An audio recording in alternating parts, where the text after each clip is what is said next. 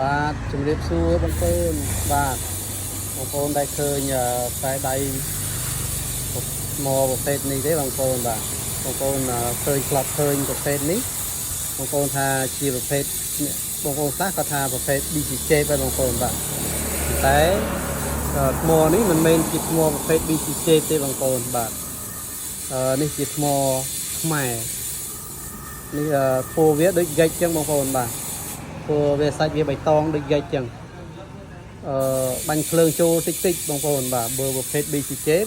អាហ្នឹងបាញ់ភ្លើងចូលខ្លាំងប៉ុន្តែប្រភេទនេះគឺរបស់ខ្មែរ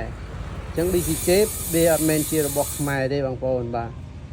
អញ្ចឹងថ្មនេះវាជារបស់ខ្មែរយើងសុទ្ធ 100% គឺខ្ញុំហ៊ានតានេទាំងមកហើយបាញ់ភ្លើងចូលតិចតិចហើយព្រោះវាសាច់វាបៃតងបងប្អូននេះស្អាតហើយបងប្អូនឃើញសសអញ្ចឹងមិនមែនជាស្នាមអុចខ្មោចលីងទេបងប្អូនបាទសាច់វាម៉ត់អលងបដ ாய் បងប្អូនបាទប៉ុន្តែសាច់វារៀងបញ្ជួយអុចសសតិចតួចតែស្អាតបងប្អូនអលងស្អាតបងប្អូន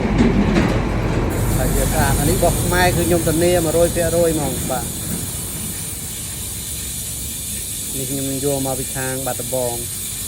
បងប្អូនត្រូវការអាចកំងបានបាទបងប្អូនបាទសូមអរគុណ